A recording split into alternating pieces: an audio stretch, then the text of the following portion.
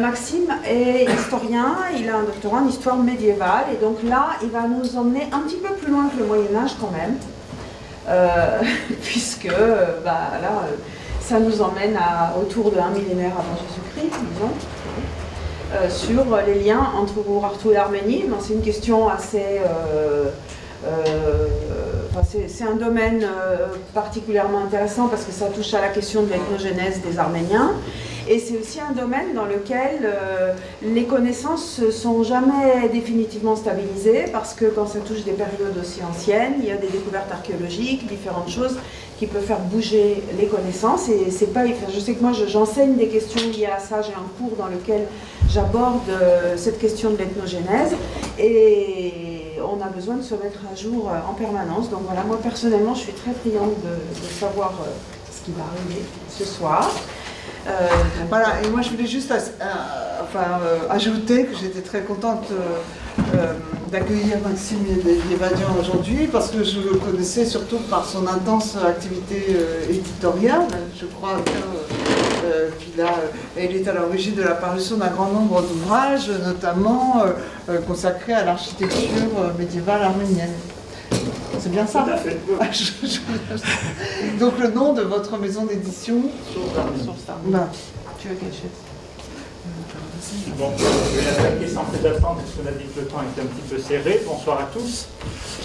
Effectivement, je vais vous parler de quelque chose qui est assez loin de mes préoccupations habituelles et sur laquelle je suis tombé presque un peu par hasard parce qu'il y a quelques années, on préparait le 2800e anniversaire de la fondation d'Erebuni et mon idée était d'essayer de réunir un certain nombre de chercheurs, une équipe internationale de chercheurs pour faire une synthèse sur la civilisation urartéenne, sachant que la dernière grande synthèse parue dans un pays occidental c'est 1986 et que depuis on a beaucoup avancé.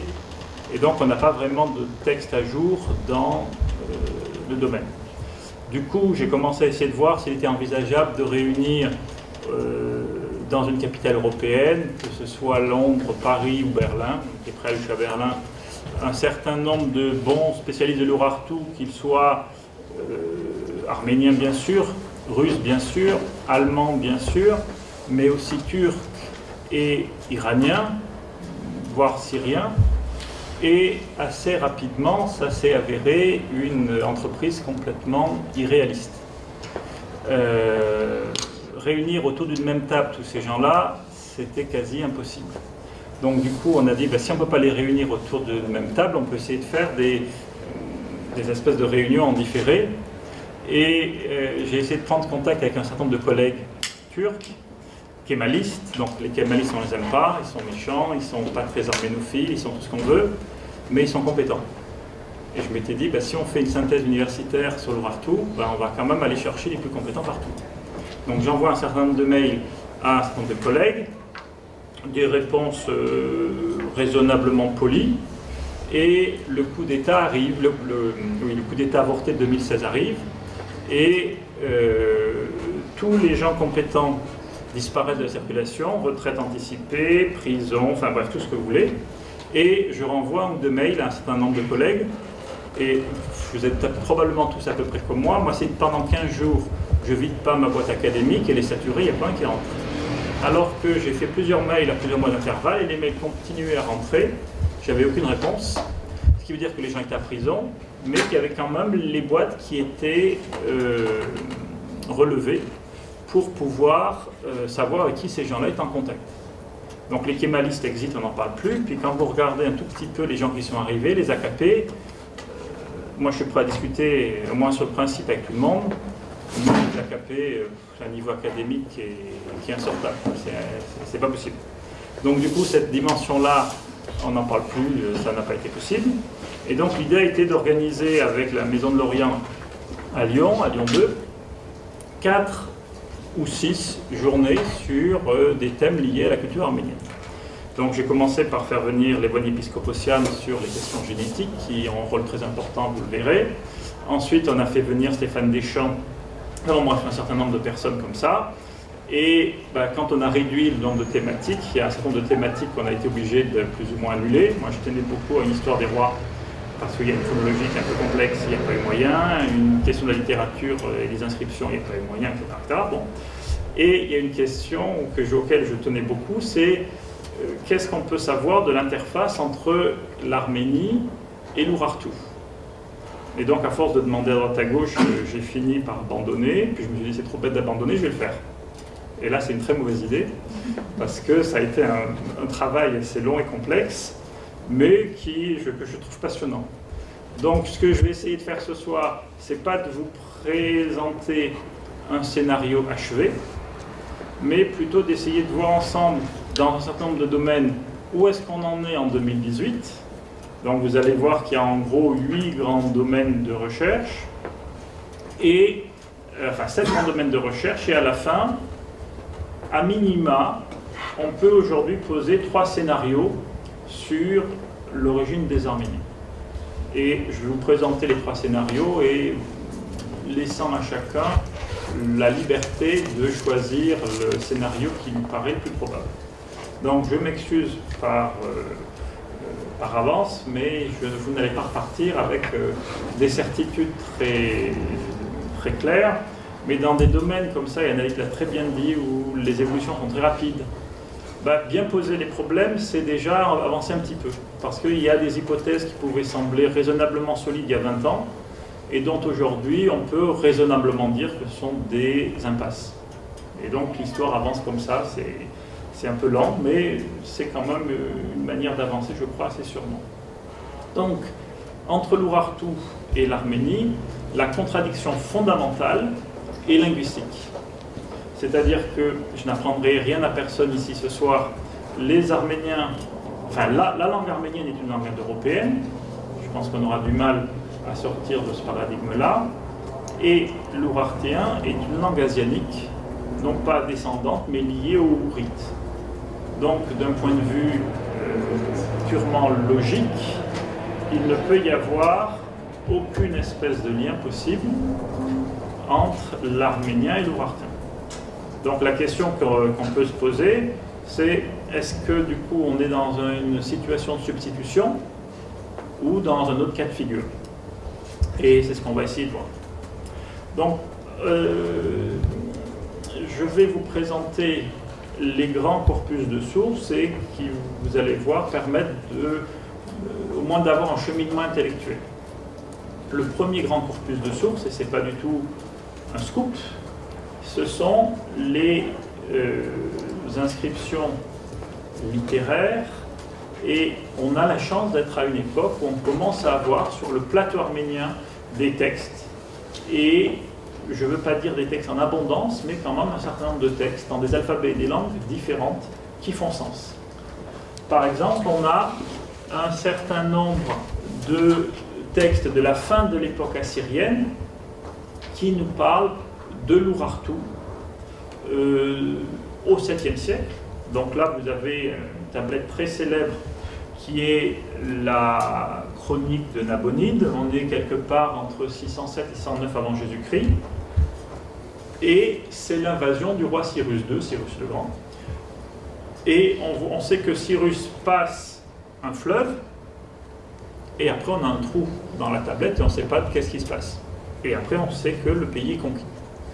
Et on a pensé pendant assez longtemps qu'il s'agissait de la Lydie, et en fait un certain Holzner a pu dire que très vraisemblablement il s'agit là d'un texte contemporain de la conquête du plateau arménien par Cyrus II vers 547 environ. Donc on a un certain nombre de textes comme ça, de l'époque assyrienne tardive, qui continuent à parler du royaume d'Urartu à une époque où on est relativement assuré que ce royaume n'existe pas, ou n'existe plus.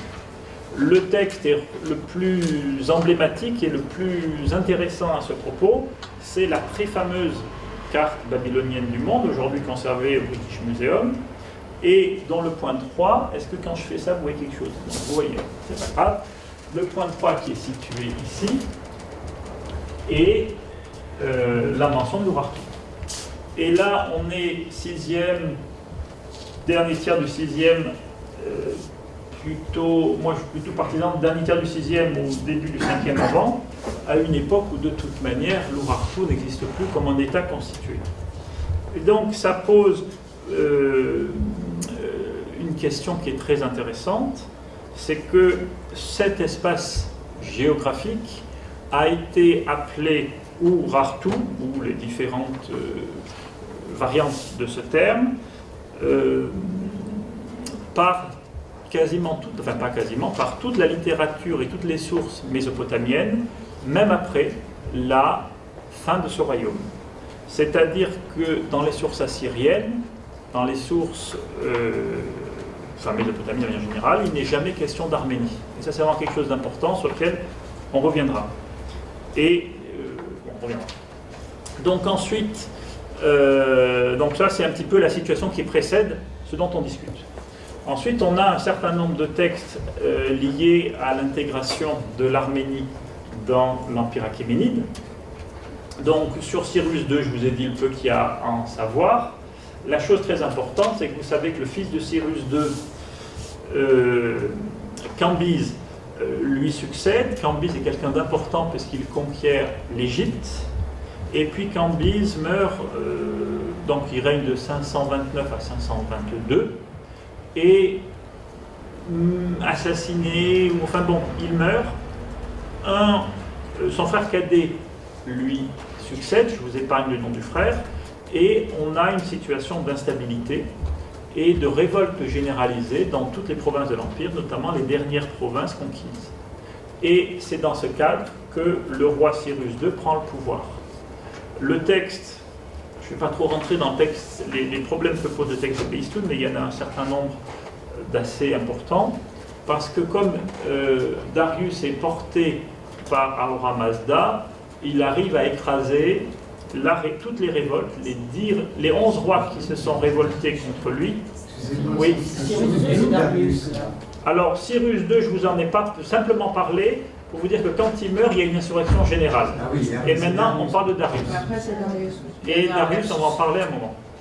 Donc, Darius, pour affirmer son pouvoir, fait graver au col de Behistun la célébrissime inscription que vous connaissez tous, qui est le texte le plus long que nous possédons aujourd'hui sur la civilisation achéménide, et qui est un texte extrêmement intéressant, parce qu'on a 3 versions du texte, et les 3 versions sont chacune des vraies versions, ce n'est pas simplement une traduction. On a le texte en vieux perse, donc vous voyez dans la partie basse, en 414 lignes, c'est le texte de la dynastie royale. Donc on comprend bien pourquoi. Ensuite on a le texte élamite qui est ici, mais comme le texte a été gravé assez tôt, le 10e roi n'était pas encore vaincu, et donc on a regravé cette zone-là pour qu'on ait le 10e roi, et on a recopié tout le texte ici. Donc on a une deuxième version en élamite, qui est la grande langue de l'administration pendant toute l'époque achéménide, et on a une troisième version, qui est la version babylonienne, akkadienne, en 112 lignes, qui est gravée ici. Et c'est une vraie version en ce sens où on n'a pas simplement traduit, on a adapté toute une série d'éléments. Par exemple, à la fin des batailles, comme c'est nécessaire dans la tradition babylonienne, on doit dénombrer. On donne à chaque fois le nombre de morts, le nombre de blessés.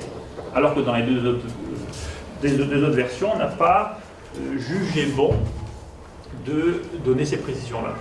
Et ensuite, on a, et ça c'est absolument décisif, vous comprendrez dans quelques instants pourquoi, une version malheureusement fort mutilée de la version akkadienne sur un papyrus qui a été découvert à Éléphantine au début du XXe siècle et publié en 1911. Et ce texte est une traduction de l'akkadien en araméen d'Empire, avec un certain nombre d'adaptations sur lesquelles je vais revenir dans un instant. En tout cas, cette version-là, enfin le texte a été composé assez tôt, vers 519-518 vraisemblablement, en tout cas avant 515. Et le texte en akkadien est datable des années 420 avant Jésus-Christ, donc plus de 100 ans, enfin une centaine d'années plus tard. J'insiste, vous verrez que tout ça a un intérêt. Donc je me suis amusé à compiler tous les passages concernant l'Arménie dans les 4 versions. Et ça, c'est absolument décisif, et c'est quelque chose que n'importe qui, ça n'a aucune espèce de difficulté, j'ai aucun mérite à l'avoir fait, parce que depuis 1978, on a une édition et traduction anglaise absolument extraordinaire. Je le montre très haut parce que c'est probablement un des livres les plus précieux que j'ai trouvé ces dernières années, où il n'y a aucun lien a priori avec l'Arménie, mais qui est absolument une clé décisive pour ce que je vous raconte aujourd'hui. Et donc, je me suis amusé, c'est un tout petit peu long, mais ce n'est pas du tout difficile, à faire une version des textes en vieux perse, en élamite, en akkadien, c'est tout le temps possible, et en araméen quand c'est possible, avec les pages des éditions. Et le seul mérite que j'ai, c'est qu'à chaque fois je suis allé voir un spécialiste de chaque langue pour poser un certain nombre de questions sur les traductions. Mais ce n'était pas nécessaire. Donc, ce qu'on sait, et qui est très important, c'est que Darius prend un Arménien nommé Darchi, son serviteur, qui l'envoie en Arménie et qui a un certain nombre de batailles. Ça n'a aucune espèce d'intérêt pour le propos qui nous intéresse, mais il y a quelque chose d'absolument décisif d'ores et déjà que je vous livre, c'est qu'en vieux perse, il est arménien. En élamite, il est arménien. En vieux perse, il va en Arménie. En élamite, il va en Arménie. Que nous dit le babylonien, l'akkadien? Je mandais un de mes serviteurs urartéens, et je l'envoyais à Urartu. Donc, pour la grande langue de la diplomatie et des échanges nationaux, encore en 518-519, avant Jésus-Christ, on a une parfaite équivalence, non seulement sur le nom du peuple, sur le nom de l'entité géographique, Arménie, Urartu, ce qu'on pensait depuis un certain temps, mais là où on a vraiment quelque chose de neuf et d'extrêmement intéressant, c'est qu'un Arménien est traduit ici par un Urartéen. Et ça, c'est extrêmement intéressant, extrêmement important. Donc, il y a la suite de la bataille. Donc, simplement, ce que je peux vous dire, c'est que Dardachi, l'Arménien, fait 3 batailles qui sont d'extraordinaires victoires, mais il est rappelé, et un général persan fait 2 autres victoires, 2 autres batailles. Mais quand on met ça sur la chronologie, ça ne colle pas. On se rend compte que le général arménien a eu avant lui le général persan pour la première bataille, et après lui le général persan pour la 5e bataille. Peu importe. En tout cas, le fait est que le roi du plateau n'est pas conquis, n'est pas vaincu, n'est pas empalé, et qu'il y a à la fin une négociation,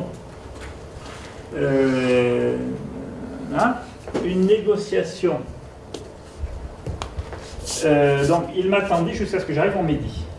Et quand Darius arrive en Médie, le texte ne nous dit pas ce qui se passe, mais très vraisemblablement les habitants du haut plateau acceptent de se soumettre, en échange de quoi le roi et la dynastie régnante est confirmée, et le roi d'Arménie, ou le roi d'Urartu, n'est pas sur la liste des 10 souverains qui sont vaincus par Darius, que je vous ai montré tout à l'heure.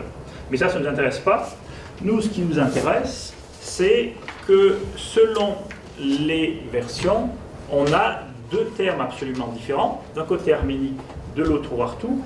Et ce qui est extrêmement intéressant, je reviens au tout début, c'est que dans l'araméen, qui est traduit, je rappelle, de l'akkadien, à la place d'Urartu, on a Arménie. Et donc encore en 420, on savait ce qu'il y avait derrière le mot Urartu parce qu'on l'a correctement traduit. Et ça, c'est très intéressant parce que l'akkadien, enfin l'araméen, est la seule langue qui a correctement interprété Urartu en Arménie. Parce que soit les langues anciennes de Mésopotamie sont restées sur Urartu, soit les langues nouvelles, notamment le grec et le latin, sont restées tout le temps sur Arménie. Je vous préviens par avance, ne me posez pas la question pourquoi, je n'ai pas la réponse, je constate. Ensuite, on va voir très rapidement les autres mentions de l'époque achéménide, mais je vous dis très rapidement, elles n'ont que peu d'intérêt. Parce que l'ensemble du corpus achéménide ne connaît que le peuple d'Arménie et l'Arménie comme région. Donc là, vous avez le corpus d'inscription de Darius, la fin du corpus, les inscriptions de Persépolis, l'inscription de Darius et d'Artaxerxès. Donc là, je vous ai mis, ça n'a pas beaucoup d'intérêt, simplement pour vous montrer. Là, vous voyez tous les peuples qui soutiennent le trône le pouvoir du souverain défunt. Donc là, on est sur Xerxès. Et là, on est sur Artaxerxès II, et les Arméniens sont à peu près même. Donc, la suite du corpus, n'y perdons pas davantage de temps, ne nous apprend rien. Ensuite, on en vient aux sources grecques. Et les sources grecques sont extrêmement intéressantes, puisque le premier auteur grec d'importance, Hécatée de Milée, quelque part vers 515, entre 515 et 500, dans sa description de la terre, mentionne le fait que les Chalybes partagent la frontière du sud avec les Arméniens. Donc on reviendra, si vous voulez, sur cette question des Chalybes, qui est une question terrible. Mais ce qui nous intéresse, c'est que dans l'extrait 195 qui nous est transmis par Étienne de Byzance, on a, pour la première fois dans la littérature grecque, le mot arménien. Enfin, le mot, oui, arménien. Et c'est quelque chose d'une extrême importance, parce que pour désigner cette partie du monde, aucun autre terme ne sera jamais utilisé. Je précise, dans toute la littérature grecque postérieure, le mot Urartu ou ses équivalents n'est jamais utilisé. Et ça, c'est quelque chose qui malgré tout fait sens. Je continue. Et on en vient au père après avoir vu le père de la géographie, on va voir le père de l'histoire. Et le père de l'histoire est pour nous d'une importance absolument décisive et sans équivalent, parce que du fait de la destruction en 551, pendant 4 semaines, de toutes les archives à Ctésiphon du royaume iranien, nous n'avons, en dehors d'Hérodote, aucune liste de satrapies, c'est-à-dire aucune liste de provinces, directement dans les corpus d'inscription Parthes, Sassanides ou Achéménides. Et donc, Hérodote est pour nous absolument décisif. Et Hérodote est un gentil garçon, j'ai envie de dire, puisqu'il nous donne 2 listes. La première liste, c'est, à proprement parler, il explique au livre 3 que Darius, après avoir vaincu tous les rois, organisa l'empire en satrapies. Et donc il donne la liste des satrapies. D'après un texte évidemment achéménide, mais que l'on n'a pas conservé. Et donc les Arméniens, vous le savez, apparaissent dans 2 satrapies. La 13e satrapie, capitale Van, donc l'Arménie et les pays voisins jusqu'au Pont Euxin. Donc c'est tous les peuples qui sont sur les Alpes pontiques. Et la 18e satrapie, capitale vraisemblablement Erebuni. Ce qui est très intéressant, c'est que cette satrapie paye un des plus faibles tributs de tout l'Empire. Pourquoi, comment, pour ainsi. Ensuite, on a la liste des peuples qui viennent avec Xerxès lors de la Seconde Guerre médique. Et on a, donc là on est au livre 7, on a le fait que les Arméniens, donc ça on va en parler après, c'est une vraie question, mais qui à mon avis est en train de se clore, sont habillés comme les Phrygiens. Et ensuite on a donc les Alarosiens, etc. Bien. Donc c'est assez intéressant, donc il faudrait, mais je vais vous l'épargner, faire une analyse terme à terme de tous ces termes, l'arodien, qu'est-ce que c'est, etc., etc. Bon, je l'ai fait, je peux en parler, mais ça ne me paraît pas tout à fait décisif. La chose qui est beaucoup plus intéressante, c'est que là, on a des textes qui sont relativement brefs. Le plus grand texte du corpus que j'ai préparé, et que je voulais vous envoyer, mais j'ai oublié, c'est le texte de Xénophon. Donc la Syropédie de Xénophon est un texte absolument déterminant, parce que c'est l'enfance de Cyrus, et c'est un petit peu quelque chose de romancé, comment on est le meilleur roi de la Terre. D'un certain point de vue, l'historien que je suis a tendance à dire, mais comment est-ce qu'on peut utiliser le voyage au bout de la nuit pour faire l'histoire de la Première Guerre mondiale? Ou comment est-ce qu'on peut utiliser les Trois Mousquetaires pour faire l'histoire du règne de Louis XIII? Ben, si on n'a rien d'autre, on le fait. Et là, on n'a rien d'autre. Et donc la question, c'est qu'est-ce qu'on a comme élément, au-delà du côté romancé, sur lequel je ne m'attarderai pas, comme élément pour voir qu'est-ce qui se passe à cette époque-là sur le plateau arménien. Sachant qu'en gros, il faut quand même que je vous dise ça, Cyrus intervient parce que le roi d'Arménie sur lequel on reviendra ne paye plus, quand les choses ont commencé à mal aller, ne paye plus l'impôt aux Mèdes, et que Cyrus va reconquérir l'Arménie et un petit peu faire la leçon au roi en disant mais alors pourquoi tu ne payes plus l'impôt, etc. Très bien. Et à cette époque-là, la grande actualité, c'est que les Arméniens sont dans les plaines et qu'au-dessus, dans les hauteurs, il y a un peuple qui pose de nombreux problèmes parce qu'ils embêtent les Arméniens en descendant et en faisant des razzias. On va dire ça très simplement comme ça. Et donc, l'identité de ce peuple a soulevé littéralement des torrents d'encre. Et donc voilà, ça c'est ce que je viens de vous dire. Donc, ils sont au sommet des montagnes, ils disposent d'un armement léger en osier et avec des javelots, et ils ont des relations avec le roi des Indes. Et il y a une des thèses à laquelle je vais rapidement tordre le cou, qui voudrait que ce peuple-là soit les Urartéens. Et c'est tout simplement pas possible, pour toute une série de raisons que je vais rapidement reprendre. Les Chaldes sont de meilleurs guerriers que les Arméniens, puisque les Arméniens les craignent et demandent à Cyrus son aide contre eux. Et je ne vois pas comment les Arméniens ont pu théoriquement conquérir le royaume d'Arménie sur les Urartéens, l'Arménie sur les Urartéens, et quelques années après à être effrayés par ces mêmes Urartéens. Premier point. Deuxième point, la grande caractéristique de la cavalerie urartéenne est une cavalerie forte, avec des chevaux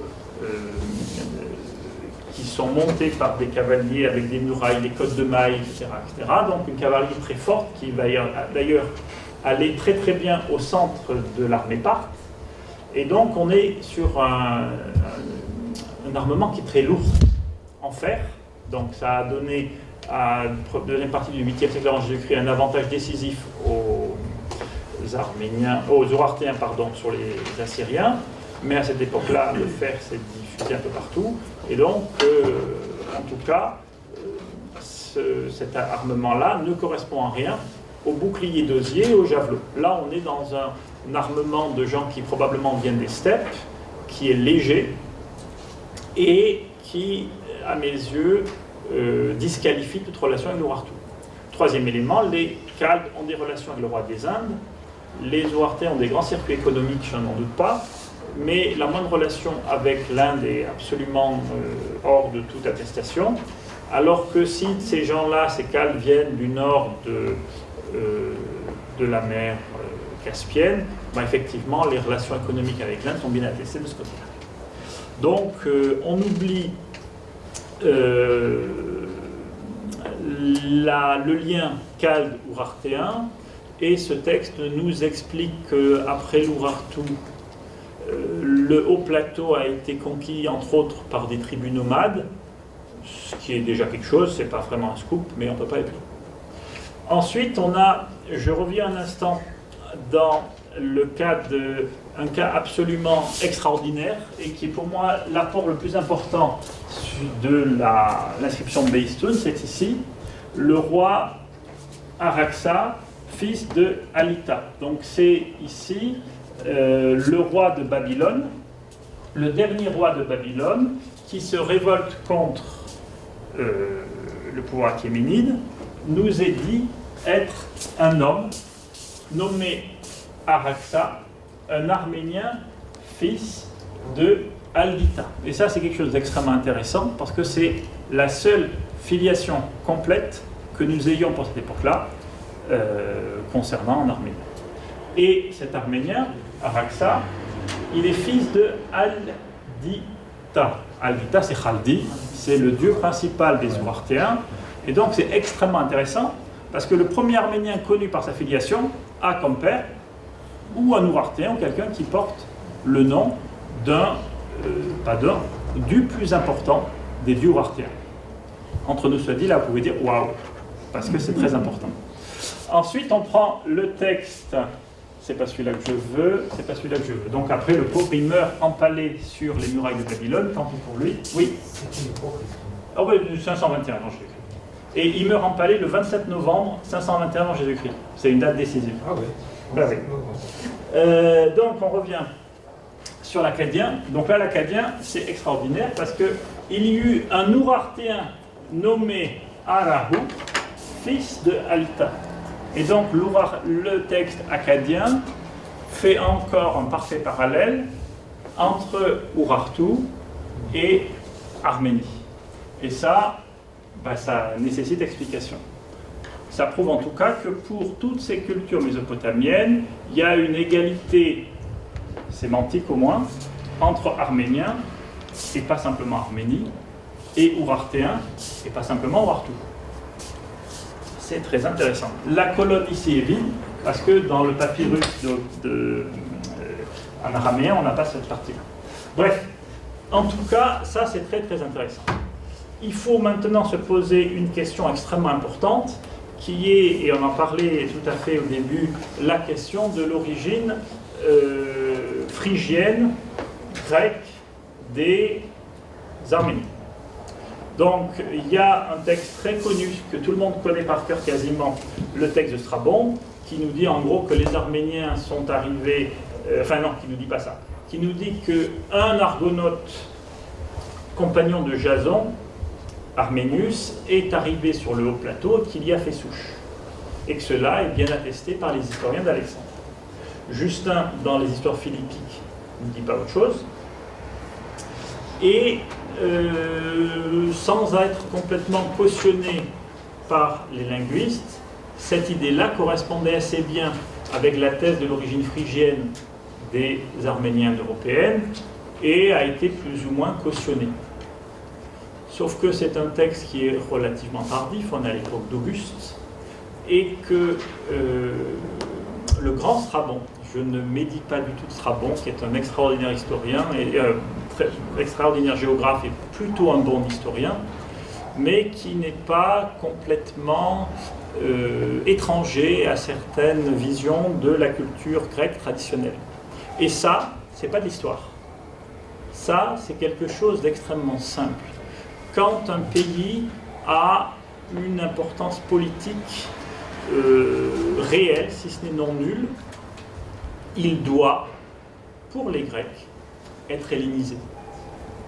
Il doit être intégré par la culture grecque au monde grec.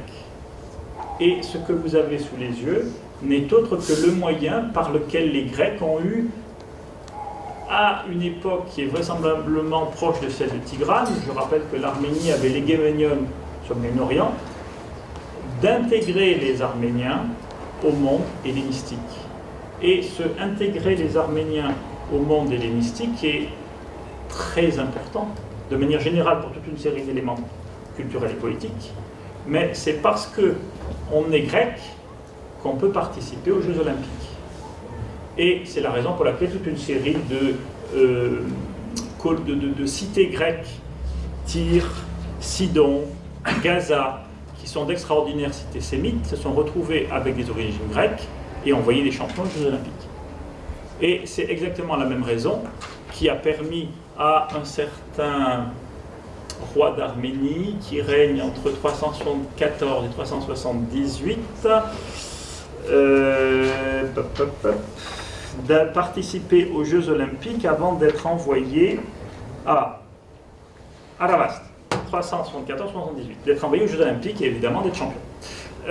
On a exactement le même processus qui est à l'œuvre pour Rome, puisque quand Rome se met à dominer tout le bassin méditerranéen, l'historien Denis d'Halicarnasse, je le cite, s'engage à prouver que les Romains sont des Grecs. Et donc on est là dans quelque chose qui est typique de la culture hellénistique et n'est en aucun cas quelque chose qui peut nous apprendre un élément historique sur les origines des Arméniens. Donc je suis extraordinairement lent. Il est 50 et j'ai fait que 1/8 de ce que je voulais faire, donc il va falloir que j'aille beaucoup plus vite sur la suite. C'est pas grave. Je reviendrai éventuellement dans les questions. Donc je voulais parler de du dernier grand corpus littéraire très important, le corpus biblique, bien sûr, le corpus vétérotestamentaire, dans lequel il y a un certain nombre de mentions de l'Arménie, de l'Urartu, pardon. Donc je vous donne simplement la conclusion, c'est que l'Ararat de l'Arménie est l'Urartu des sources mésopotamiennes. Et que l'Ararat de la Bible, de l'Ancien Testament, devient, chez les auteurs grecs et les massorètes, l'Arménie. Donc, l'Urartu est égal à l'Arménie. Donc on pourrait décliner ça en prenant un par un tous les textes, ce que je suis prêt à faire et à me soumettre à un examen critique si vous le souhaitez, mais on va s'en arrêter là. Comme ça, en 1 minute, j'ai expédié l'Ancien Testament et on en vient aux choses qui sont à mes yeux beaucoup plus importantes, qui sont les éléments de réévaluation de notre vision. Parce que tout ce que je vous ai dit jusqu'à présent, depuis 1978 et l'apparition de ce livre, devrait être d'une banalité sans nom. Parce que tout est connu depuis 40 ans. Là où on en vient à des choses un tout petit peu nouvelles, c'est l'apport extrêmement important depuis les années 60 de l'archéologie. Parce qu'on a fouillé un petit peu, raisonnablement en Turquie, et surtout beaucoup en Arménie, beaucoup en Arménie, les grands sites de l'époque urartéenne. Donc je ne vais pas vous parler d'époque urartéenne, c'est pas un propos. Par contre, on va essayer de regarder qu'est-ce qu'il se passe à la fin de l'Urartu. Si l'Urartu et l'Arménie sont deux cultures sans lien, le modèle est simple: abandon, destruction et construction ailleurs de nouvelles villes. Si ce sont deux cultures différentes, on doit avoir des types de poteries qui changent, des types de sépultures qui changent, des types de bâtis qui changent. Or, quand on regarde Erebuni, on a une continuité du bâti qui est stupéfiante. La seule chose qui marque la chute de l'Urartu, c'est pareil pour Techebaini. En fait, là, c'est un relevé de Pietrovski de Techebaini. On a des espèces de constructions comme ça qui sont posées sur le dernier niveau d'occupation urartéen et sur lequel il y a discussion. Je vais vous donner tout de suite mon hypothèse, je vais attendre d'y revenir. Très vraisemblablement, ça, ces constructions très légères avec des poteries qui ne sont pas du tout de type urartéen ou post-urartéen, c'est vraisemblablement la période de conquête par les tribus d'Asie centrale. Quand on regarde Arishtilini, c'est très très intéressant. La partie la plus éloignée du cours d'eau dans cette ville qui avait la particularité, je dis quand même, d'avoir deux forteresses et une enceinte. Donc la partie la plus éloignée est abandonnée Et la partie la plus proche du cours d'eau qui est là continue à exister et est même appelée à jouer un rôle très important dans l'histoire arménienne, puisque ça va devenir Armavir et la ville, une capitale arménienne. Quand on descend à Van, capitale de Tushpavan, capitale de la satrapie, la 18e, comme on n'a pas fouillé la citadelle, je peux rien vous dire. La seule chose que je peux vous dire, c'est que la seule inscription achéménide conservée sur le plateau arménien, c'est l'inscription de Xerxès à Van. Et donc on peut raisonnablement penser qu'il n'a pas fait une inscription où il mentionne des restaurations sans raison. Ensuite, si on va un tout petit peu plus loin dans la culture matérielle, je vous donne cet exemple de la stèle de Zvartnos, où il nous est dit que les Zoroastéens irriguent, plantent de la vigne, du blé, développent l'agriculture. Toutes sortes d'activités qui sont à la fois les marqueurs au 8e siècle, 9e un petit peu, 8e siècle surtout, de l'essor de l'ère de culture ouartéenne, et qui deviennent tout aussi clairement les marqueurs de la culture arménienne de l'époque paléo-hellénistique et hellénistique. Et cela est particulièrement vrai pour les vases, où il est quasiment impossible, pendant au moins un siècle et demi qui suit la fin de l'Urartu, de séparer les vases de facture ouartéenne des vases de facture postérieure. Donc à moins d'imaginer un syndrome de Stockholm généralisé des populations du haut plateau, il est assez étonnant de penser que s'il y a eu conquête, les conquêtes ont pu à ce point, enfin les conquérants ont pu à ce point prendre les éléments du peuple conquis, ce qui n'est pas tout à fait dans les usages. Autre élément extrêmement troublant, je parle de conquête. Il est absolument évident qu'un certain nombre de villes ouartéennes ont été prises, incendiées, parfois détruites. Sauf que à l'heure où je vous parle, nous n'avons aucune preuve. Je répète, nous n'avons aucune preuve. Je fais comme dans la Bible, je répète 3 fois. Nous n'avons aucune preuve que les Armènes aient utilisé la moindre pointe de flèche contre les villes ouartéennes. Toutes les destructions sont soit par le sud, les Assyriens ou leurs successeurs, les Mèdes, soit par le nord, les peuples d'Asie centrale. Donc là encore, les Arméniens, s'ils sont arrivés de l'extérieur du plateau arménien dans le plateau arménien, il faut chercher leur arrivée à un autre moment comme la chute de l'Urartu. C'est pour l'instant la seule chose que ça veut dire. Ensuite, voilà, là, c'était simplement pour vous dire que les vases avant et après sont très proches. On passe. On a quelque chose de beaucoup plus intéressant, c'est le tapis de Pazyryk. Le tapis de Pazyryk, vous savez, découvert dans les fouilles, dans un tumulus du sud des monts Altaï, dans les années 50, conservé au musée de l'Ermitage, un des fleurons du musée de l'Ermitage. Je passe sur toutes les caractéristiques techniques qui par ailleurs sont absolument passionnantes. C'est le tapis le plus fin en termes de nœuds connu au monde. C'est un tapis dont les couleurs sont absolument extraordinaires. Et aujourd'hui, on ne sait absolument pas faire de copie. Vraiment pas de copie. Ensuite, on a une partie centrale, comme dans les tapis arméniens, c'est quand même très étonnant, et des bordures. 5 bordures. Et sur les bordures, on a cette bordure-là, qui est une des plus importantes, où, que voit-on? Donc, que voit-on sur cette bordure? Un cavalier barbu qui pose son avant-bras sur un tapis de selle d'un cheval avec un certain nombre d'éléments d'ornementation. Et ça, c'est très curieusement exactement la figuration de la délégation arménienne sur l'escalier des peuples de Persépolis, où on a un Arménien avec un avant-bras sur un tapis de selle avec un cheval qui a divers ornements.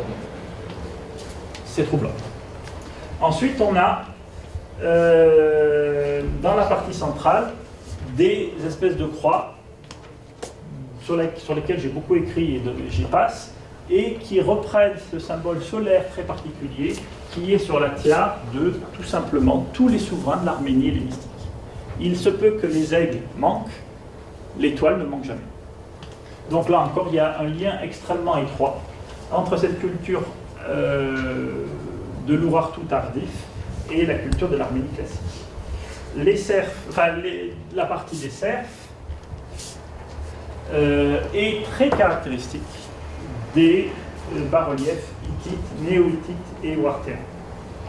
Ensuite, comme je le disais, ce tapis est quelque chose d'absolument extraordinaire, techniquement. Il ne peut pas être la résultante d'une culture qui vient d'arriver. Au contraire, elle présuppose une élaboration artisanale extrêmement ancienne, extrêmement fine, qui ne correspond pas avec l'idée d'un changement de population, de conquête très violente, etc. Au contraire, c'est un élément de continuité absolument décisif. Élément de continuité que l'on retrouve sur l'extraordinaire ricton d'Erebini, où on a un tapis de sel, qui, je le rappelle, est un des plus anciens tapis de sel attestés. Donc, c'est déjà, si vous voulez, l'archéologie. Ce qu'on peut dire avec l'archéologie, c'est que l'archéologie affirme une continuité culturelle beaucoup plus qu'une rupture. On ne peut pas en dire beaucoup plus, mais c'est déjà une conclusion d'importance. Donc ensuite, l'autre apport, donc l'archéologie, je vous ai dit, 1960 à nos jours. Les études génétiques, c'est beaucoup plus récent, 2001 environ. La première étude génétique parue dans un journal international, c'est 2001.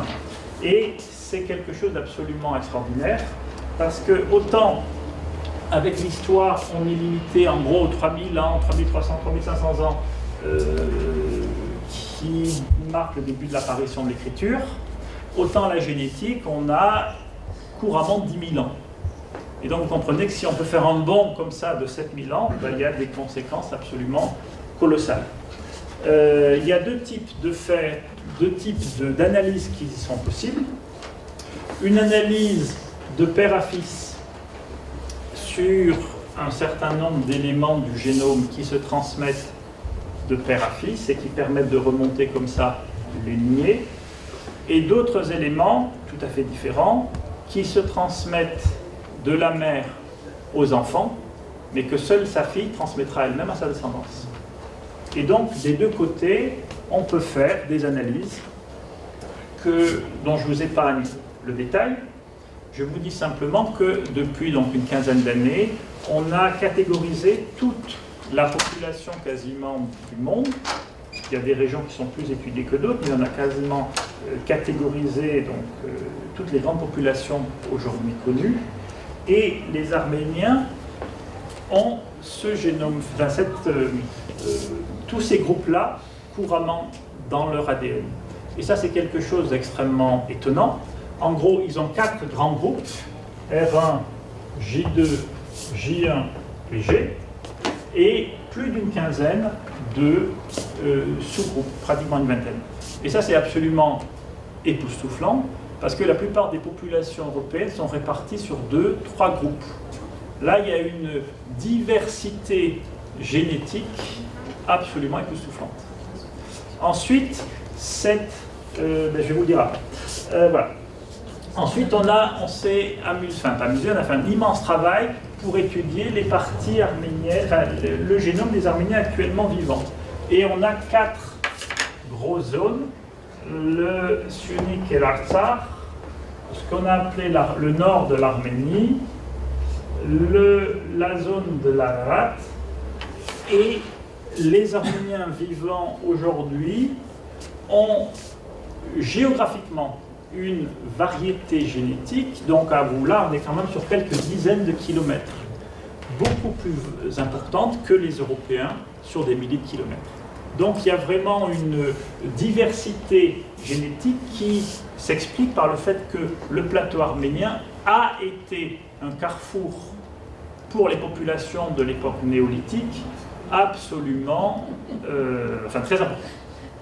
Et du coup, l'autre question que nous permet, l'autre type d'information que nous permet d'avoir les études génétiques, c'est ça a été une zone de contact, de mélange, de carrefour, d'interface, jusqu'à quand? Et on peut affirmer que quelque part, vous voyez, vers 2500 ans, ce mélange de population a cessé. Et entre 2500 ans avant Jésus-Christ et notre ère, il n'y a quasiment pas eu d'apport externe.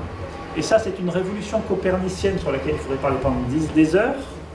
C'est à peu près définitivement attesté et ça pose des questions absolument colossales. Premier élément, on a étudié des tombes, de l'ADN de tombes qu'on a pu conserver du 2e millénaire avant Jésus-Christ. Donc on est déjà à 800 ans après la fin de l'ethnogénèse du peuple arménien. Et l'ADN est complètement conforme à l'ADN analysable sur des Arméniens vivant aujourd'hui. On a ensuite étudié, et ça j'ai regardé ça très près, dans un site, Nelkin Naver, on a pu récupérer 4 fragments d'ADN de l'époque ourartéenne. Donc là, on est parfaitement caractérisé, c'est un site ourartéen, une sépulture ourartéenne, et on a étudié 4 squelettes. Et les 4 squelettes, c'est ici que ça se voit, sont parfaitement homogènes à l'ADN des Arméniens de 1500 avant Jésus-Christ, enfin des populations de 1500 avant Jésus-Christ, et à l'ADN des populations actuelles. Et donc là, il faut l'expliquer. De ce fait, on peut affirmer que les populations actuelles venaient de la Mésopotamie et dans la première partie du 2e millénaire avant, du 3e millénaire avant notre ère, sont remontées sur le plateau arménien. En fait, on est après la période de glaciation.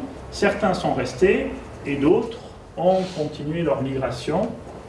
Et donc, si je peux me permettre, et il est 18h05, il faut que je fasse des raccourcis, on peut dire que les Arméniens actuels sont des fossiles qui n'ont quasiment pas évolué depuis la fin du néolithique. On peut discuter du pourquoi, mais c'est un fait. Ensuite, on va arriver, et on va y arriver assez rapidement, et ça ne va pas être très long, je m'en excuse, sur un certain nombre de questions qui posent problème. Je vous ai amené, avec l'archéologie et la génétique, de nouveaux éléments pour penser l'ethnogénèse des Arméniens, mais il y a un certain nombre d'éléments durs, compliqués, qu'il faut regarder aussi et qui sont de nature à nuancer, enfin pas nuancer, mais à nuancer ce que je viens de dire. Donc, premier élément, le problème linguistique. C'est un immense problème, sachant que les Arméniens constituent un peuple indo-européen. D'où viennent les Arméniens?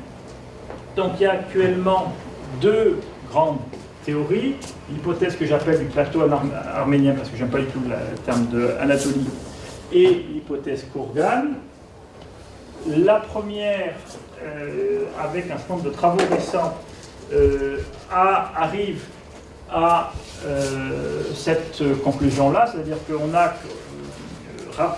comparé terme à terme toutes les langues indo-européennes actuellement connues, et on a essayé par des statistiques un tout petit peu élaborées, en faisant tourner un algorithme, de voir où était le plus de liens, de similitudes entre tous ces termes. Et quand on analyse tous ces termes, le plateau arménien peut être postulé comme un foyer possible des peuples indo-européens. Ça a été complètement contesté par les linguistes, pour une raison très simple, c'est que pour que cette théorie soit possible, il faut que l'origine des Indo-Européens remonte à 8000 ans, entre 8 et 9000 ans. Alors qu'aujourd'hui, on est sur une chronologie beaucoup plus courte, autour de 5000 ans. Donc je ne prends pas parti, moi je suis absolument incompétent, je constate. Et la seule chose qu'on peut dire, malgré tout, c'est que d'où qu'ils viennent, il faut que les Arméniens soient suffisamment anciennement arrivés sur ce plateau pour avoir pu capter dans leur héritage linguistique un certain nombre de termes qui viennent du hittite, du hourite, de l'assyrien, de l'akkadien, etc. Et donc, l'hypothèse d'une arrivée tardive est là encore impossible à soutenir, sachant que on a un texte extrêmement intéressant. On a Sargon d'Akkad, donc on est vers 2600 ans avant Jésus-Christ. Sargon d'Akkad qui fait il fait une campagne militaire dans la région de Mélitène et il raconte sa campagne en racontant toutes les espèces qu'il vient de rapporter et à quel point il est un grand roi qui amène des tas de choses intéressantes en Mésopotamie. Très bien. Et la plupart des termes, vous en avez la liste ici, tout, etc., sont des termes qui existent encore en arménien. Et si on a un ou deux termes d'une longue liste, on peut penser à un emprunt indirect. Quand on a comme ici un champ lexical complet, il faut arriver à l'expliquer autrement. Et donc l'hypothèse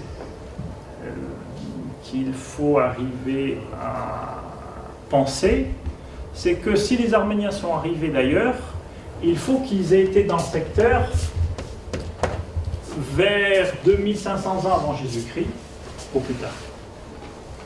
Donc on a également toute une série de travaux sur la langue urartéenne que je m'en excuse, je ne vais pas traiter, pour en arriver à des éléments qui me paraissent plus directement important et qui est le deuxième élément extrêmement complexe. Donc, premier élément complexe à penser, la question de la langue. Deuxième élément extrêmement complexe à penser, la question de l'identité.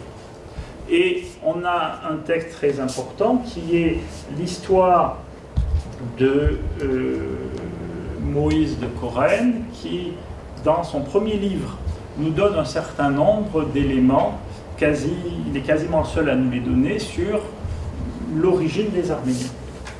Donc il nous parle d'un certain Haïk qui serait arrivé de Babylonie après la destruction de la tour de Babel, et pour toute une série de raisons que ni j'explique mais que je constate, l'arrivée traditionnelle de 1492 ans avant Jésus-Christ correspond étonnamment à la période d'ethnogénèse d'après les travaux génétiques de l'Arménie.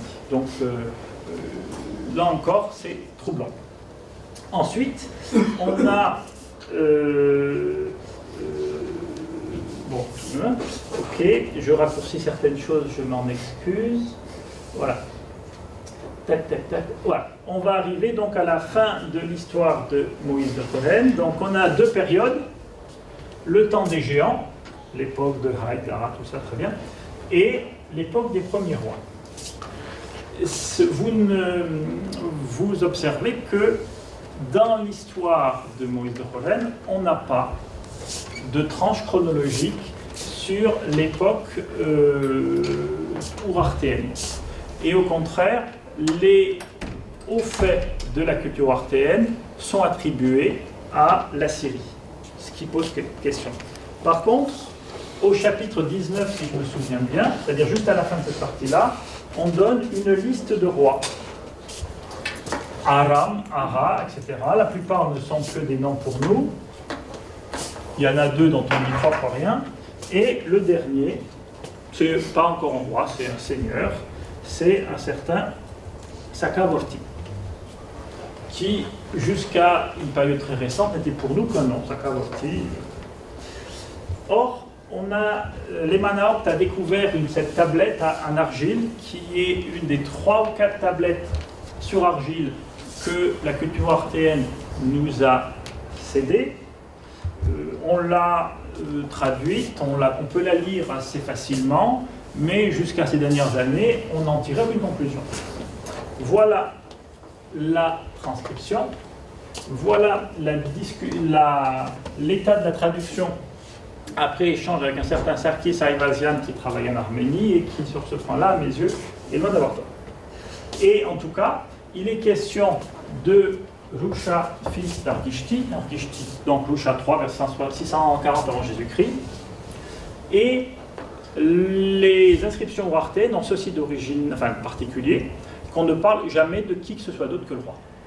Or, là, selon la tradition mésopotamienne, qui définit un petit peu rapidement ce qui s'est passé d'important dans l'année, avant d'analyser un certain nombre d'éléments. C'est des affaires à l'époque qui ne nous intéressent pas. Il nous est question d'un Sakadomu, puissant roi, qui alla au pays de Mana, etc. Et donc, pour quelque chose, pour une raison qu'on ne sait pas analyser, il est fait mention d'un autre personnage que le roi, qui est mis en avant, puisque c'est un puissant roi. Donc, il est bien possible qu'il s'agisse du fameux Sakavorti, le père de Baruy, le premier roi d'Arménie. Et si cette interprétation est juste, on a quelque chose d'une portée absolument colossale, parce que ça nous permet de voir que Moïse de Khorène, contrairement à tout ce qu'on a dit, compris moi, ne raconte pas que des âneries dans le premier livre, mais a des sources à nous complètement inconnues, mais qui nous permettent de connecter ce qu'il dit avec la fin des l'époque roartienne. Après on a une liste de rois qui colle bien, très bien.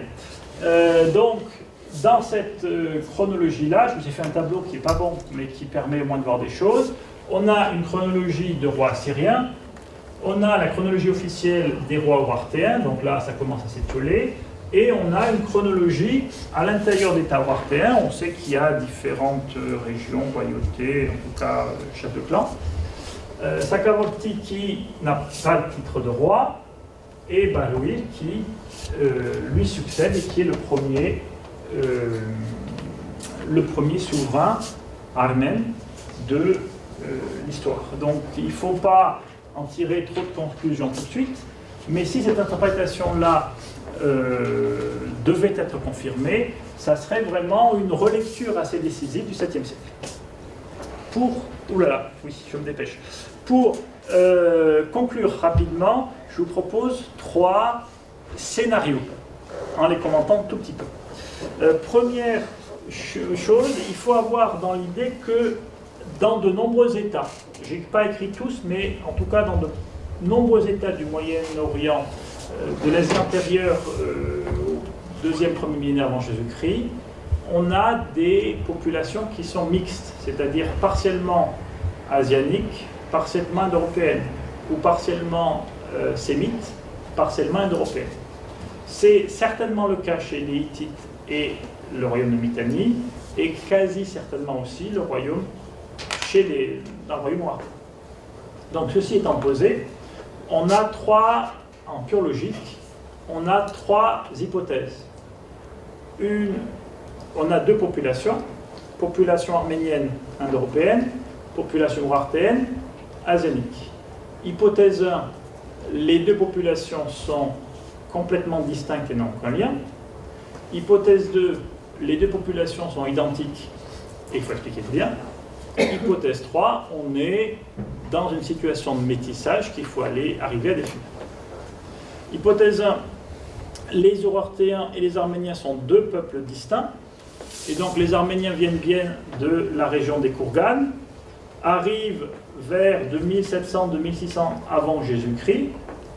Entre 2500 et 1500, on ne sait pas trop quoi leur faire et où les mettre, mais on suppose qu'ils existent. Et on ne sait rien de très précis, en gros, jusqu'à la fin de l'Urartu. Et au moment de l'affaiblissement de l'Urartu, ils font partie des envahisseurs et ils prennent la place, pour un certain nombre de raisons, des Urartéens en supplantant les autres envahisseurs.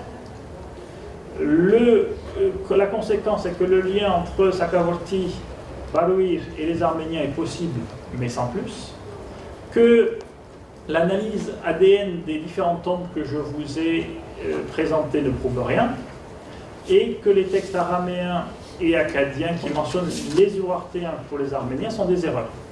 Ça, c'est quand même... Et que les emprunts arméniens à l'Urartain sont erratiques et dus à des emprunts, à des contacts tardifs. Why not? Autre élément, les Urartains et les Arméniens sont un seul et même peuple, arrivés sur le plateau il y a entre 8 et 10 000 avant. avec la fin de la néolithisation et se développe en relation avec les autres populations du Moyen-Orient, avec un certain nombre d'éléments de spécificité, métallurgie, artisanat, et que il s'élabore en tant qu'ethnie vers 2500 avant Jésus-Christ, et qu'à l'époque ourartéenne, c'est une ethnie qui a l'avantage, les Asianiques, et quand le royaume est détruit, c'est l'autre ethnie une des autres ethnies qui prend le dessus, les Indo-Européens. Et que les Indo-Européens s'allient avec les Mèdes, eux-mêmes Indo-Européens, pour s'attaquer à la Syrie, ce qui ne pose pas de problème.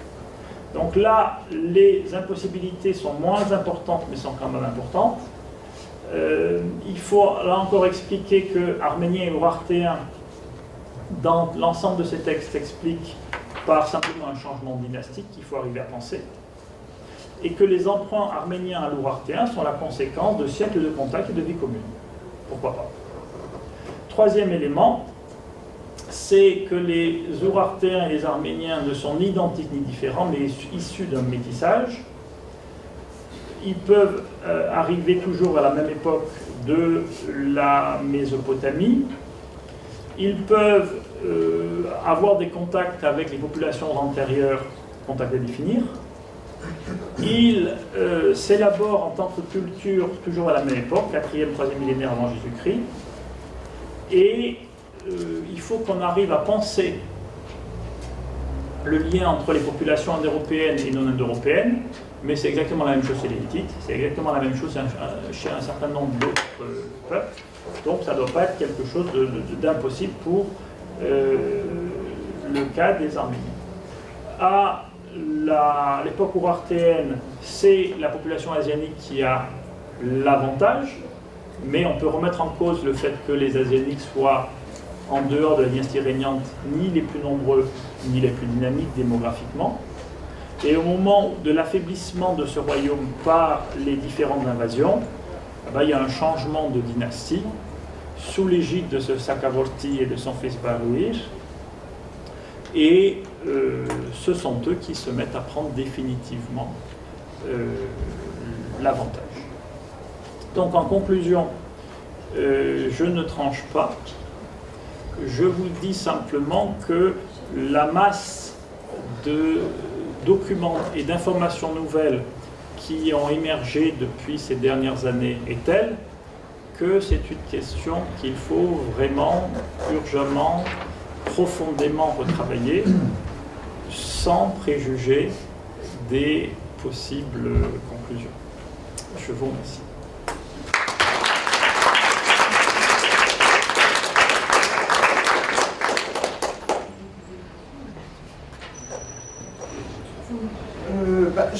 Merci beaucoup Maxime, c'était très intéressant pour nous de faire cette incursion dans l'histoire d'Urartu. Moi j'ai pas vraiment, là je n'ai pas préparé le cadre conceptuel pour me lancer dans de grands développements sur Urartu. Tout ce que je sais, c'est que en tant que contemporainiste en tout cas, l'histoire d'Urartu s'inscrit dans un certain nombre de querelles historiographiques, peut-être qu'on pourrait les rappeler. Enfin, je veux dire, finalement, pourquoi est-ce que c'est si important pour les Arméniens de prouver qu'ils sont rattachés à ce royaume? Donc on peut peut-être rappeler ça en deux mots. Moi, ce que je peux dire, très humblement, c'est que ça n'a aucun intérêt. Comment ça? Eu égard à ce que je viens de vous dire, si les travaux génétiques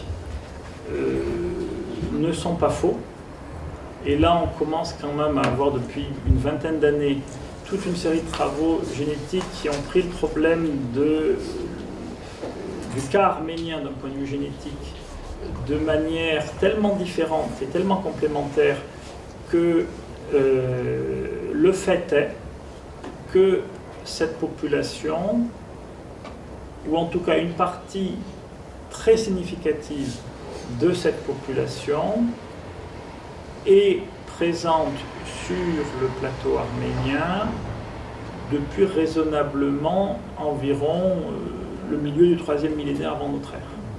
et il ne vous a pas échappé que si ce postulat est vrai, la seule chose qui reste à définir, c'est dans cette longue histoire de cette population, est-ce que l'Urartu c'est une parenthèse asianique dans un continuum indo-européen, mais ça pose une autre problématique très importante et qui va être au menu de mon déjeuner demain avec Charles de Lamberterie.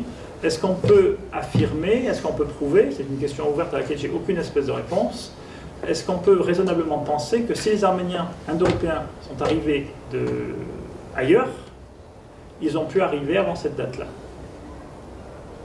Parce que, et ça, j'ai envie de dire, impérativement le prouver, parce que si on ne prouve pas ça, ça a des conséquences très importantes. Et donc, si vous voulez, toutes les discussions historiographiques sur les Arméniens, les Urartéens, c'est de l'historiographie. Et c'est de l'historiographie. Et pour moi, c'est de l'historiographie qui n'a plus beaucoup de sens depuis la parution en 1978. C'est pour ça que ce livre est vraiment si important à mes yeux. Oui, bien sûr, faites-le passer, il n'y a pas de problème. Du moment que je le récupère à la fin.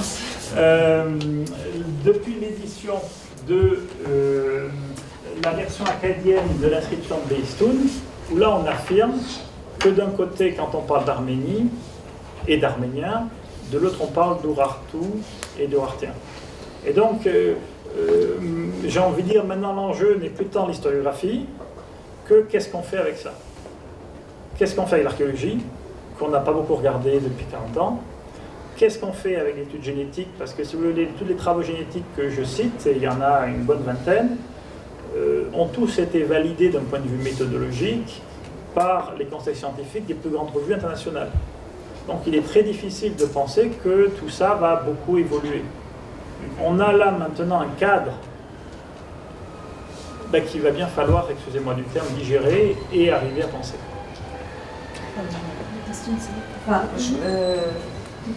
Oui, enfin, en fait, je suis assez d'accord, c'est-à-dire que c'est vrai qu'il y a eu un enjeu, il y a eu des querelles, il y a eu des bagarres, c'est-à-dire ça a été le grand... Là, on n'est pas dans ce paradigme-là, en fait. On est dans la question de l'ethnogénèse des Arméniens. De toute façon, elle se pose. Et effectivement, la question du tuilage ou de la façon dont s'est fait le passage, elle se pose. Et c'est vrai que les questions génétiques reposent les questions différemment. Alors, il y a au point de vue linguistique, de toute façon, la contradiction, on le sait, c'est qu'elle est et elle n'est pas. C'est-à-dire, on sait qu'il y a un trou, il y a les tablettes urartéennes qui nous permettent de documenter l'urartéen avec des traits typologiques qui n'ont rien à voir avec une langue indo-européenne et qui n'ont rien à voir avec l'arménien.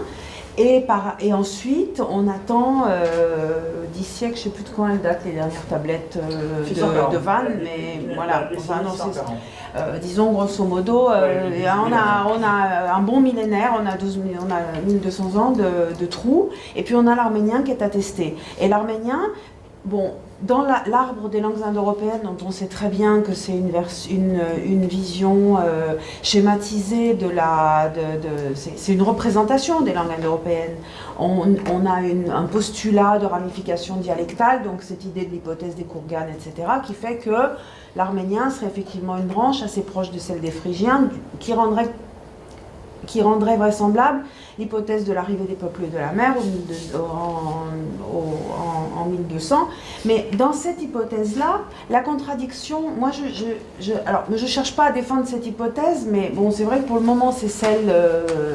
moi j'ai envie de la défendre parce qu'on n'a rien à mettre à la place. Mais voilà, donc moi pour le moment, de toute façon, quand je la présente à mes étudiants, je parle je dis que c'est pas la seule, mais en même temps, pour moi c'est celle qui me semble cohérente, et elle est aussi cohérente du point de vue linguistique, parce que ça existe un changement de langue suite à des changements de dominance. Et en fait, l'arménien classique, celui qu'on connaît dès le 5e siècle, c'est-à-dire dans sa forme la plus ancienne, qui est censé être le moins influencé par des contacts de langue, enfin c'est l'origine de l'arménien, en réalité c'est déjà une langue qui présente des traits typologiques qui sont assez atypique pour une langue indo-européenne. Donc on peut supposer qu'à un moment donné, enfin pour moi l'hypothèse qui justifie le mieux ces caractéristiques-là. C'est l'hypothèse que les sociolinguistes décrivent comme l'interférence du substrat, ce qui voudrait dire que les Arméniens étaient à un moment donné minoritaires du point de vue numérique, mais qu'ils étaient dominants du point de vue culturel, du point de vue, etc. Donc, et que finalement, les gens qui parlaient urartéen se sont mis un jour à être obligés de parler arménien. Mais comme ils étaient plus nombreux, et qu'ils avaient du mal à assimiler certaines catégories indo-européennes qui leur étaient foncièrement étrangères, comme ils étaient plus nombreux, une façon qui aurait pu être considérée dans un autre contexte comme des fautes, a fini par devenir la façon normale de parler. Et donc, c'est comme ça, par exemple, qu'on peut expliquer comme ça la perte du genre grammatical. Hein, c'est comme si on avait la majorité de la population qui arrêtait d'utiliser les articles en français et d'accorder les adjectifs. Un baguette, deux baguettes, vous connaissez la blague. Et la langue s'est stabilisée comme ça et c'est devenu...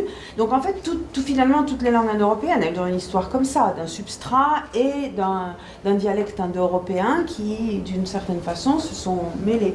Pour moi, la question qui se pose, c'est il faut qu'on arrive à expliquer ça, et moi je suis très favorable. J'ai essayé d'être aussi neutre que possible pour les différents types d'approches, mais malgré tout, c'est quand même quelque chose qui est assez vraisemblable.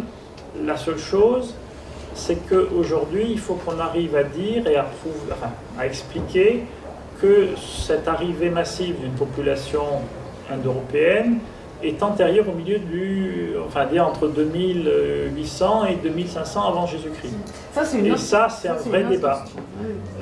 Et je dois bien avouer que tout ce que je lis, je n'ai pas tout lu, mais beaucoup de choses de ce que je lis, qui, d'un point de vue théorique, quand on n'a pas de chronologie, est très pertinent. Quand on essaye de le raccrocher à de la chronologie, ça devient compliqué. Et donc, pour moi, un des nœuds de la question, c'est la chronologie.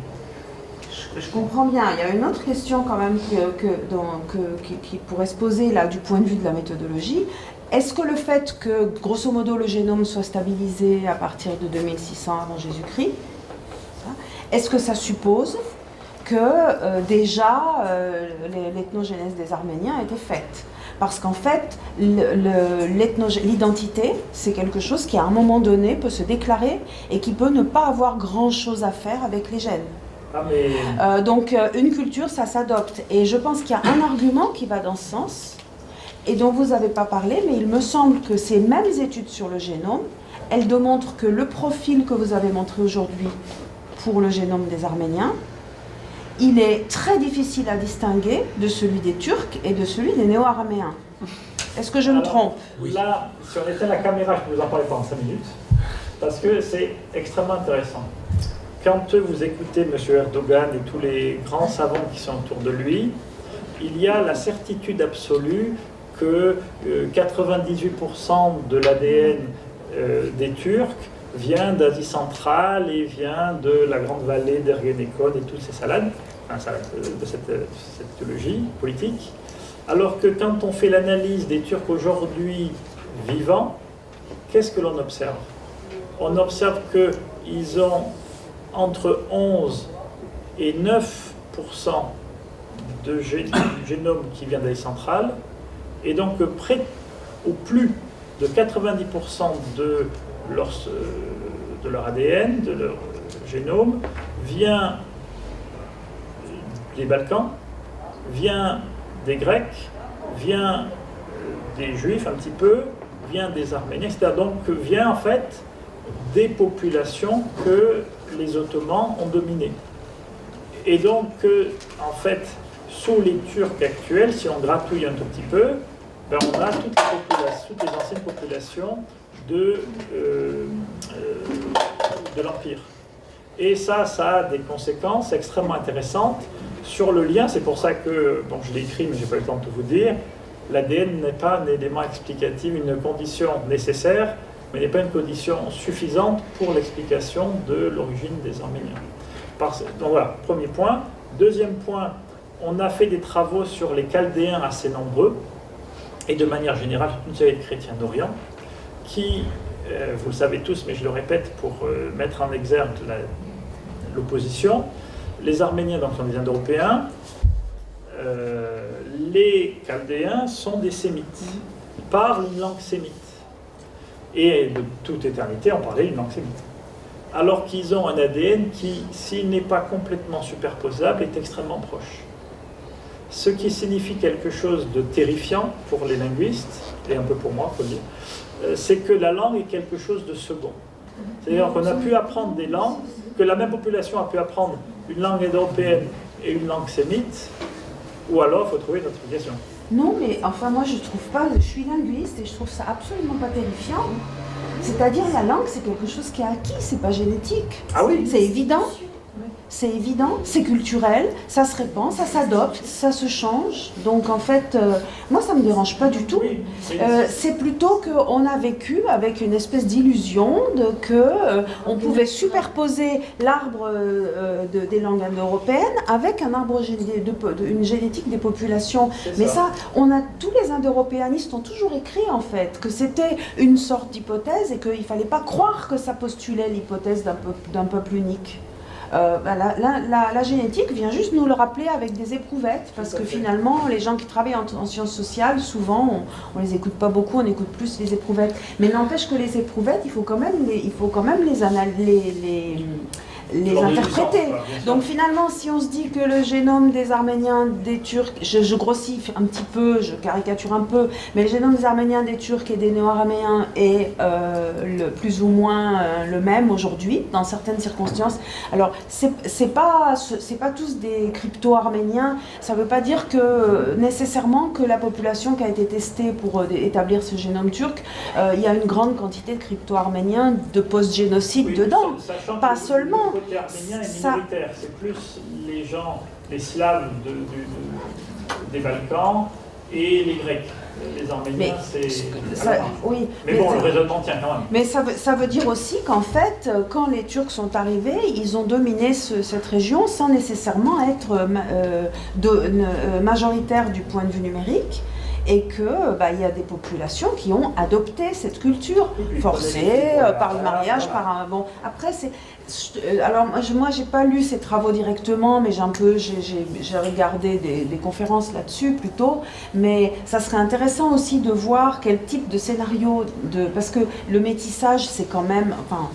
Le métissage, je crois que c'est une évidence dans l'origine dans l'ethnogénèse de n'importe quel peuple du monde. Disons que plus on recule l'époque étudiée, plus on se rend compte que les mélanges sont nombreux. Alors, excusez-moi, ouais. Juste pour finir mon raisonnement, c'est que ce qui serait intéressant, c'est de voir en étudiant et les éventuelles contradictions entre l'adénome mitochondrial et l'ADN mitochondrial et celui qui est transmis par le père, de voir quel type de scénario de métissage ça pouvait être, parce qu'effectivement, s'il n'y a que des hommes qui sont des guerriers qui arrivent, ils sont obligés de trouver des femmes sur place pour fonder une nouvelle société, et donc à ce moment-là, l'ADN mitochondrial va être très différent de celui des hommes. Donc on a un certain nombre de cas où c'est le cas, je peux vous donner des exemples. Dans le cas précis qui nous occupe tout de suite, c'est pas le cas. C'est-à-dire que les deux sont cohérents. Par contre, je vous le dis, parce que bon, voilà, de toute manière, puisqu'on est parti, allons-y. On a trouvé dans le Xinjiang, au centre de la vallée du Ferghana, une sépulture, Ziaohe, en Chine occidentale, et c'est une sépulture qui est assez bien datée, entre 4300 4200 avant Jésus-Christ et un petit peu 3000 avant Jésus-Christ. Et on a différentes couches qui sont très bien étudiées, qui ont été étudiées avant la Seconde Guerre mondiale par les Européens, et les Chinois sont remis à étudier des choses absolument remarquables depuis 2007. Et on a un scénario qui est très intéressant, c'est-à-dire qu'on voit que les hommes ont un ADN et un patrimoine génétique qui est typique du Moyen-Orient, nos régions. On ne peut pas finir. Donc c'est des agriculteurs, des paysans, qui, de la côte méditerranéenne, progressivement, sont allés comme ça, tout doucement, jusqu'au Fergana. Très bien. Et les femmes, c'est très différent. Les femmes sont pour une petite moitié des populations qui viennent du Moyen-Orient et pour une petite majorité des populations qui viennent de l'Extrême-Orient jusqu'au littoral chinois. C'est-à-dire qu'au fur et à mesure de leur avancée, une partie des femmes par échange sont rentrées dans le patrimoine génétique de ces populations-là. Et donc on a une situation de métissage absolument caractéristique, avec quelque chose qui est assez... Donc bon, ces momies sont très belles, elles ont fait le tour du monde, etc. Très bien. Et surtout, on avait l'habitude de mettre sur le torse ou la poitrine des petits bouts de fromage. Et donc on a pu étudier ce fromage, ça fait l'objet de plusieurs études, et c'est les plus anciennes traces de fromage connues au monde. Et, voilà. On sait quelle langue il parlait. Des questions dans le public? Oui, c'est ça, pour pas J'ai une question.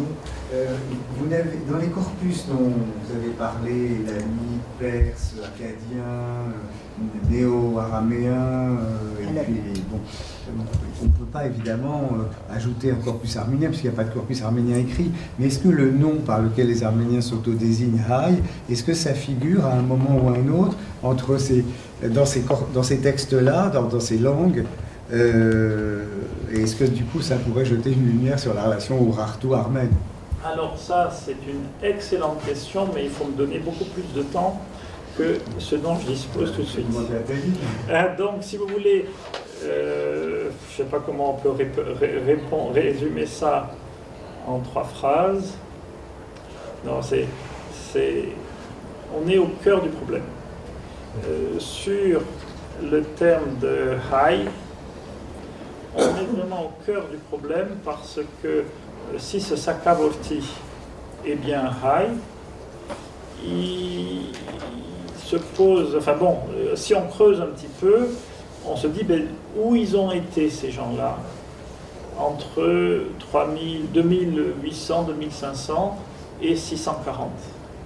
Il a bien fallu qu'ils vivent, qu'ils se développent, etc. Donc on peut penser qu'il y avait des entités indo-européennes au sein de la population urartéenne, mais c'est un peu court. Après, les inscriptions urartéennes sont peu nombreuses, 700, et ne nous donnent de manière certaine que 220 mots, entre 215 et 230 mots raisonnablement sûrs. Et donc il y a une espèce d'océan toponymique dans les inscriptions urartéennes, qui sont par ailleurs peu nombreuses, et qu'il faudrait arriver à reprendre, mais ça c'est quelques vies de travail pour une équipe de chercheurs, parce que beaucoup sont mal attestés, se posent des problèmes de lecture, etc., etc., etc. Donc si vous voulez, il y a certainement un foyer de documentation, mais j'ai eu un très long échange de mails avec Salvini sur cette question-là, puisque c'est lui qui a fait le dernier corpus en 5 volumes là, sur le Urartien. Et ce n'est pas demain la veille que l'on aura des choses solides. Par contre, il y a quelque chose qui, pour moi, fait partie des choses qui me titillent beaucoup en ce moment. C'est, on n'est pas à la période qui m'intéresse, mais il y a quand même, c'est pas un royaume, c'est une entité qu'on appelle le Hayasa. Et j'aimerais bien qu'on arrive à regarder très très près ce Hayasa. Et Hayasa, on pourrait se demander s'il est complètement fou et impensable d'imaginer que ça soit un petit peu l'endroit des Hay. C'est ce que dit Jaoukian, c'est ce que dit, il y a des voilà, chercheurs arméniens certains le disent, certains le contestent, mais si on pouvait vraiment en être sûr, à mon avis, ça serait vraiment un pas dans une direction intéressante. Mais voilà. C'est un des arguments qui était amené par les chercheurs arméniens qui contestent l'hypothèse des Gourganes, en fait. C'est ça. Ça veut dire que c'est une preuve que les Arméniens étaient là avant, mais le lien, en fait, entre ce toponyme et... C'est très difficile. On peut développer, mais voilà. Disons que là, c'est l'hypothèse, et puis, bon, il faudrait essayer d'avancer, mais je pense qu'on aura du mal à avoir des certitudes avant longtemps. Malheureusement. Merci. Moi, je voulais savoir s'il y avait déjà des premiers éléments sur la cité récemment découverte au nord de, on appelle le Kurdistan d'Irak, qui est Nara, je crois. Oui. Qui a été, donc, est-ce que ça risque pas de changer un petit peu enfin, après, dans les livres pour l'instant, mais je ne sais pas si ça a changé davantage. Est-ce que ça risque pas de changer justement les hypothèses archéologiques J'aimerais bien. Et là encore, si on éteint la caméra 2 secondes, je peux vous raconter quelque chose. J'ai rencontré, c'est pas le 8, c'est donc la semaine dernière, l'archevêque de ce coin du Kurdistan, pour différentes raisons que je n'ai pas le temps de développer. Donc il m'a un peu raconté. Quand il a vu que je n'étais pas complètement une tête brûlée, il a bien voulu qu'on parle un peu. Et il m'a dit quelque chose qui est pour moi très troublant, c'est qu'il m'a fait comprendre à demi-mot, avec tout le côté matois des catholiques orientaux qu'on connaît et qu'on aime bien, que les archéologues ont une idée très précise de ce qu'ils veulent trouver, parfois même avant d'avoir des éléments pour pouvoir le fonder. Et donc les éléments politiques étant très forts aujourd'hui, parce que ça peut donner une assise, ça peut donner une argumentation pour les Kurdes dont ils ont beaucoup besoin. Et donc je regarde ça sincèrement d'assez près, mais je pense que d'une part on est assez loin de choses publiées et ça ne va pas se publier tout de suite. Après voilà, il faudra vraiment regarder les choses d'assez près. Après, pour ne pas donner l'impression que je critique nos amis kurdes, j'ai eu dit dans une autre conférence que l'archéologie est peut-être le seul domaine, ou en tout cas un des domaines, dans lequel les Arméniens n'ont besoin de personne pour faire des massacres. Et les comptes rendus des fouilles de certains sites archéologiques sont terribles. Donc j'en dirai pas plus, mais voilà.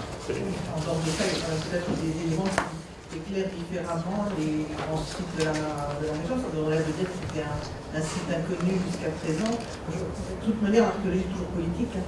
Mais même à l'époque, vous avez que des récits les plus anciens sont aussi politiques, ils veulent prouver aussi quelque chose, donc ça c'est pas nouveau. Non mais je veux dire, est-ce que, voilà, si on prend les éléments objectifs nouveaux, peut-être que ça n'a pas été encore assez fouillé, ou comme vous dites, il y a peut-être encore de publications. Disons que pour l'instant, moi j'ai rien vu de probant, et de manière générale, je suis absolument convaincu que on a un corpus de sources qui est absolument colossal, qui est constitué par les textes en cunéiforme. 2 millions de documents, dont un peu moins de 300 000 publiés sur une base scientifique. Donc, je ne veux pas dire qu'on ne sait rien, mais on peut raisonnablement penser qu'on a encore énormément de choses à apprendre. Là encore, peut-être qu'elles n'iront pas dans le sens des Arméniens, mais j'ai envie de dire, au point où nous en sommes, peu importe. Ce qui serait vraiment très intéressant, c'est d'être capable d'avoir de la documentation. Et si vous me donnez une toute petite minute pour développer ce truc-là, j'étais il n'y a pas très longtemps avec un collègue qui travaille sur les tablettes mathématiques en cunéiforme, akkadienne et sumérienne. Je ne suis absolument pas scientifique, donc ne me demandez pas le détail, je suis incapable de vous dire. Mais en gros, ce que j'ai retenu, c'est que on a des preuves de connaissances mathématiques extrêmement élaborées pour la Mésopotamie dès le 2e, 3e siècle, 3e millénaire avant notre ère, et que, à certains égards, finalement, le génie mathématique des Grecs est très largement une reprise. Et ce que disait cette personne, c'est que vous ne voulez pas entendre. Les Européens, vous ne voulez pas entendre. Et il paraît qu'il y a des travaux depuis les années 20 où on a publié des problèmes, des équations au second degré, du tas de trucs que je ne peux pas vous transcrire, et que ça n'a jamais été reçu par toute une série de chercheurs qui considèrent que le sommet des mathématiques, c'est la classe, etc. Et donc, il est absolument certain qu'il y a des trésors.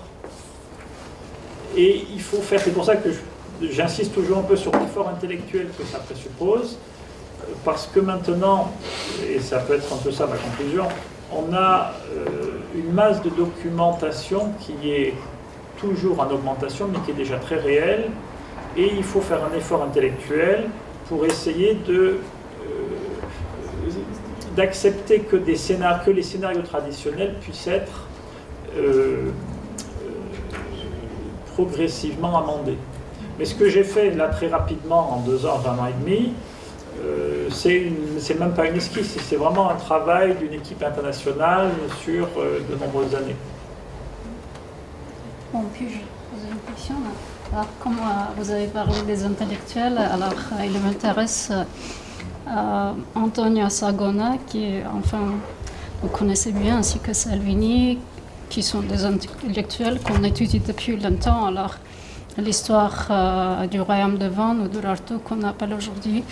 Alors, bien sûr, ils connaissent tout bien ces faits concernant ces inscriptions de Darius, Urartu, Ararat, et même au XIXe siècle, il n'y avait pas cette question que Ararat, c'est Urartu, c'est Arménie, mais c'est plus tard qu'à la fin du XXe siècle qu'on a commencé déjà que cette question que c'est pas le même, et enfin parler de l'ethnogénie des Urartiens. Mais Sagona, dans son livre Ancient Turkey, a écrit que Urartu, c'est pas le même Urartu, c'est pas un nom géographique, et ça signifie nord. Alors, en parlant des intellectuels, vous pensez qu'ils ne connaissent pas ces faits? Parce que je suis sûre qu'ils connaissent bien ces faits. Non mais Claire a dit, moi je ne peux pas dire plus que ce qu'elle a dit. On est dans un domaine qui est structurellement politique. Salvini, je le connais, on a des échanges qui sont raisonnablement polis, mais Salvini a passé 25 ans à travailler en Turquie, a eu des bourses du gouvernement turc très nombreuses, des accompagnements de l'armée réguliers pour aller étudier les inscriptions urartéennes, et j'ai envie de dire que c'est très bien parce qu'il a publié un corpus qui est meilleur que tout ce qu'on avait jusqu'à présent. Mais vous imaginez bien que ces accompagnements-là n'ont plus que, au moins à la marge, influer un tout petit peu sur sa lecture de la perspective de l'histoire urartéenne et de son héritage.